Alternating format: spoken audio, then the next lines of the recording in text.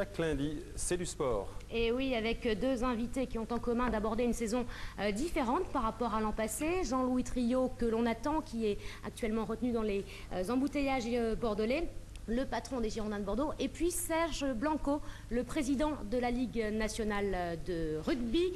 Ils sont avec nous et ils vont réagir sur les débuts de leur championnat respectif. Alors on va démarrer, Nicolas Morin, avec le rugby. Et cette nouveauté qui est le top 14, on en attend beaucoup. Et ce que l'on constate à l'issue des 3 journées, c'est que devant, on a les plus grosses écuries et derrière, les plus petites. Oui, mais même si le degré de préparation n'est pas forcément le même, y compris chez les plus gros, les effectifs sont plus importants. Et c'est vrai qu'on voit déjà Toulouse, le Stade Français, Perpignan, voire Biarritz en tête du championnat. C'est vrai que les gros budgets pour l'instant sont devant, on va en parler longuement avec Serge Blanco, mais cela n'empêche pas qu'il peut y avoir des surprises. On l'a vu vendredi soir par exemple à Agen, où les Agenais qui ne font pas partie des favoris de ce championnat, mais un des outsiders, ont réussi quand même à battre le champion en titre Biarritz. Autrement dit, la porte est ouverte, ça sera un championnat intéressant, il peut y avoir des surprises. Alors justement, on va demander tout de suite l'avis de Serge Blanco qui nous attend en direct de Bayonne. Bonsoir et merci d'être avec nous. Justement, par rapport à ce top 14, est-ce que ce risque n'est pas là dès à présent, à savoir, d'un côté, les clubs riches, de l'autre, les clubs pauvres? Vous savez, si on fait aujourd'hui fois du classement, eh bien on s'aperçoit que les clubs les plus riches ne sont pas en tête, puisque hormis Toulouse, qui est le club qui a le plus gros budget de rugby français, le Stade français est 7e, je crois. Clermont se retrouve 5e ou 6e.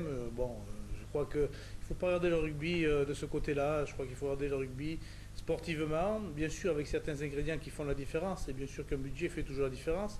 Je crois qu'on s'aperçoit que certains clubs ont gravi certains échelons au fur et à mesure que les années sont passées.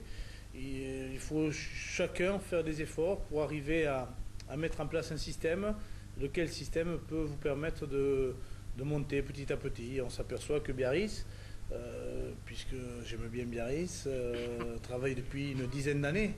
Et au bout de 10 ans, Biarritz a récolté quand même deux titres de champion de France, a fait 2 demi-finales de Coupe d'Europe. On s'aperçoit aussi que l'Aveyron Bayonnais, le club voisin, en fait de même.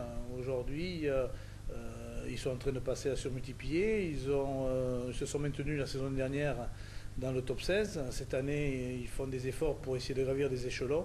Qui sait que peut-être dans 1 an ou 2 ans, cette équipe sera encore plus compétitive. Justement, vous aviez dit il y a quelques semaines de cela que vous vouliez voir avec le top 14 le jeu s'envoler, les équipes se libérer sur le terrain. Alors certes, il est un peu tôt pour faire un premier bilan, mais tout de même, au vu de ces 3 journées, est-ce que vous êtes satisfait? Non, je suis très frustré parce qu'on s'aperçoit que les équipes n'ont pas leur véritable dimension rugbystique. On s'aperçoit que des grosses écuries comme Biarritz, le Stade Français, Perpignan ne jouent pas leur jeu habituel et traditionnel. Si ces équipes-là ne jouent pas, les adversaires obligatoirement font de même. Il y a Toulouse qui a, je dirais, une autre envergure en ce début de championnat. Moi, je suis véritablement déçu parce que je pensais que ces grosses écuries pourraient nous envoyer du jeu, permettrait à des joueurs de se révéler, et du fait que ces grosses équipes puissent jouer un bon rugby, obligatoirement les adversaires sont obligés de se mettre à la hauteur, chose qui n'est pas faite, surtout quand je vois les prestations hier soir du Stade Français à Perpignan et de Biarritz à Agen. Comment vous l'expliquez justement ça, Serge Blanco, le fait que ces gros ne jouent pas ou vous déçoivent?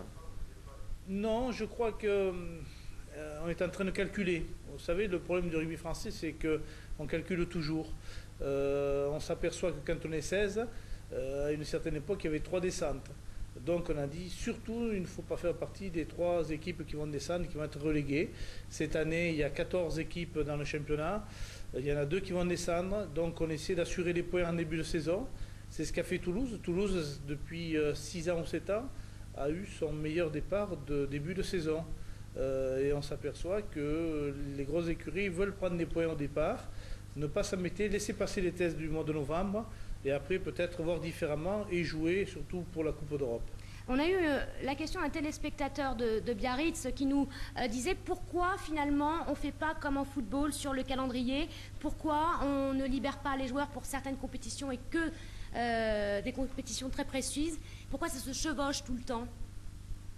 Écoutez, on se bat au niveau de la Ligue pour essayer de mettre en place un calendrier international.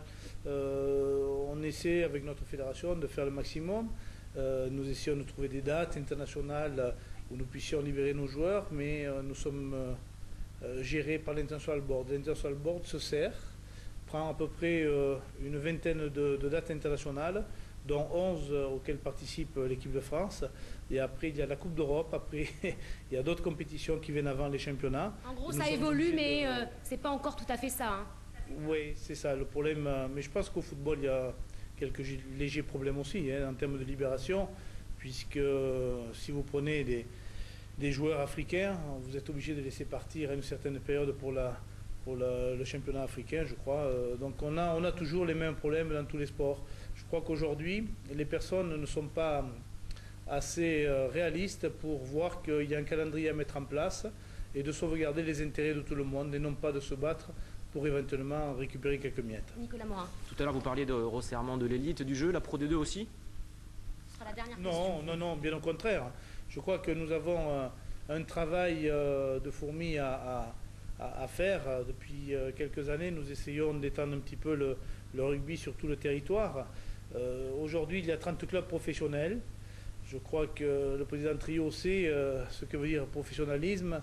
Il est très difficile pour nous d'étendre notre sport.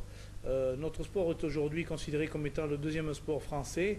Mais nous devons véritablement essayer de toucher certaines régions comme l'Est, le Nord, ou le Sud-Est même qu'il faut renforcer.